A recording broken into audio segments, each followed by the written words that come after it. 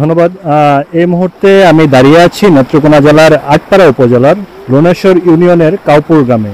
সম্প্রতি একদল দুর্বৃত্ত দিনের বেলায় এই কাউপুর গ্রাম হতে লক্ষ্মীপুর পর্যন্ত যে বেড়িবাঁধটি আছে ওই বেড়িবাঁধটি একদল দুর্বৃত্ত কেটে নিয়েছে। এই বেড়িবাঁধটি কেটে নেওয়ার ফলে এখানকার যে লক্ষ্মীপুর এবং কাউপুর গ্রামের যারা কৃষক আছেন, কৃষকদের আসলে কিন্তু বিশাল একটা ক্ষতি হয়েছে। আমরা যদি আপনাদেরকে একটু দেখানোর চেষ্টা করি, দিনের বেলায় আপনারা দেখবেন যে দিনের বেলায় একদল দুর্বৃত্ত তারা আসলে অস্ত্রে শস্ত্রে সজ্জিত হয়ে এসে তাদের ব্যক্তিগত সুবিধা লাভের আশায় তারা কিন্তু এই যে বেড়িবাঁধটি আছে এই বেড়িবাঁধটিকে তারা কেটেছে। যার কারণে প্রথমে ছোট আকারে বেড়িবাঁধটি কাটা হলেও পানির যে প্রবল স্রোত, আমরা যদি আপনাকে একটু দেখানোর চেষ্টা করি, আপনারা দেখেন যে পানির যে প্রবল স্রোতের কারণে বেড়িবাঁধটি কিন্তু আস্তে আস্তে ভাঙার যে পরিমাণটা এটা বৃদ্ধি পাচ্ছে। তারপর গতকালকে বেড়িবাঁধটি ভাঙার পরে আজকে এই যে গ্রামবাসী আছে, গ্রামবাসীরা তারা আসলে তাদের যে ইয়াটা আছে, ক্ষয়ক্ষতির যে পরিমাণটি আছে, ক্ষয়ক্ষতির পরিমাণটি কিন্তু আসলে মানে কমানোর জন্য তারা আজকে নিজ উদ্যোগে তারা যে বাঁশ দিয়ে যাতে অন্তত এই যে পানি যে প্রবাহিত হচ্ছে, পানি প্রবাহের যে স্রোতধারাটা একটু কিছুটা হলেও কম কম প্রবাহিত হয়, তারা এই উদ্যোগটি নিয়েছে।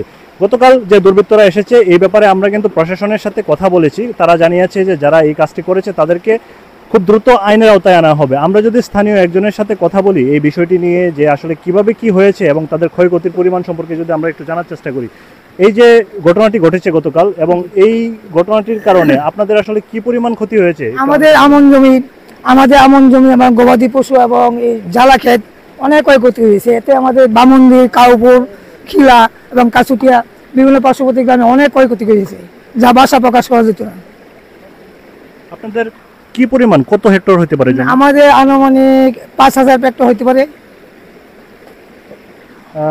উনি আসলে যেমনটি বলছিলেন যে এই বেড়িবাঁধটি আসলে কেটে দেওয়ার কারণে যেভাবে পানি প্রবাহিত হচ্ছে, যার কারণে তাদের হচ্ছে যে জমি রোপণের জন্য যে বীজতলা নষ্ট হয়ে গিয়েছে এবং প্রায় লক্ষ্মীপুর এবং কাউপুর গ্রামের প্রায় 5,000 হেক্টর জমি কিন্তু নষ্ট হয়েছে। এবং হচ্ছে কি যেভাবে পানির স্রোত প্রবাহিত হচ্ছে এখানে কিন্তু যে এই বেড়িবাঁধটি আছে বেড়িবাঁধটি ভেঙে যাওয়ার সম্ভাবনা রয়েছে। আমরা যদি আপনাদেরকে একটু জানিয়ে রাখার চেষ্টা করি, আসলে কাউপুর গ্রাম হতে লক্ষ্মীপুর গ্রাম পর্যন্ত যে বেড়িবাঁধটি আছে বেড়িবাঁধটি কিন্তু প্রায় দৈর্ঘ্য প্রায় হচ্ছে গিয়ে 3.5 কিলোমিটার দৈর্ঘ্য। এই 3.5 কিলোমিটার দৈর্ঘ্যের যে ইয়াটি আছে রাস্তা, বেড়িবাঁধটি আছে, বেড়িবাঁধটি কিন্তু এই মুহূর্তে সরকার কার্যকরী ব্যবস্থা এবং এটা যে ভেঙে যাচ্ছে এই যে স্রোতধারাটা, এটা প্রয়োজনীয় পদক্ষেপ যদি গ্রহণ না করে তাহলে কিন্তু যে কাউপুর গ্রাম সহ আশেপাশের যে গ্রামগুলো আছে সেই গ্রামগুলো কিন্তু তলিয়ে যেতে পারে। আমরা যদি যে ঘটনাটি কি ঘটেছিল স্থানীয় আরেকজনের সাথে একটু কথা বলার চেষ্টা করি, আপনি আসলে আমাদেরকে একটু জানাবেন যে গতকালকে কি হয়েছিল এবং তারা যে দুর্বৃত্তরা তারা আসলে কি কারণে এটি জিনিসটি কেটেছে? বিষয়টা হচ্ছে কালকে ওরা মসজিদে আলোচনা করে আমাদের এই রাস্তা বেড়িবাঁধটা কাটার জন্য প্রস্তুতি নিয়ে আসছে। তখন আমাদের গ্রামে পুরুষ ছিল না, একটি অনুষ্ঠানে ছিল, চলে গেছিলো। তারপর আমি বাড়িতে ছিলাম, তারপর আমি খুঁজ পাইছি যে ওরা বান কাইটা ফেলবো। তখন আমি আইছি, আমার সাথে আরও 2জন ছিল, হায়দার মামা ছিল, হানিফ ছিল।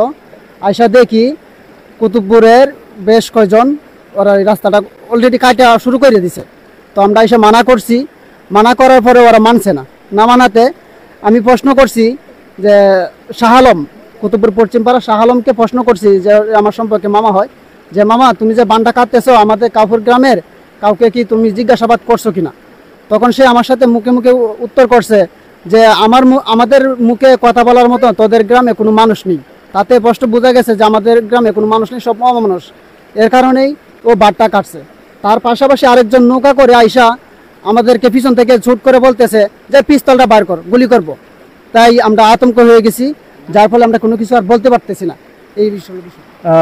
উনি যেমনটি বলছিলেন, আসলে সরকার প্রতি বছর কৃষকের জমি রক্ষার জন্য লক্ষ লক্ষ কোটি কোটি টাকা ব্যয় করে উনি তৈরি করছেন হাওর রক্ষাবাঁধ।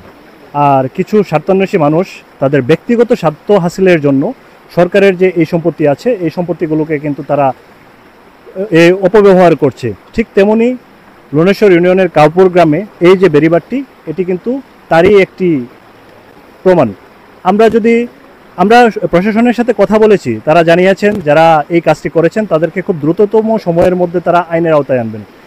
সরকারের কাছে স্থানীয়দের প্রত্যাশা খুব দ্রুততম সময়ের মধ্যে কৃষকের যারা ক্ষতি করলো, এই গ্রাম এখন যেভাবে পানি প্রবাহিত হচ্ছে খুব অল্প সময়ের মধ্যেই আশেপাশের গ্রামগুলো প্রবাহিত হতে পারে এই পানিতে। স্থানীয়দের প্রত্যাশা যারা এই কাজটি করেছে তাদেরকে দ্রুত আইনের আওতায় আনা।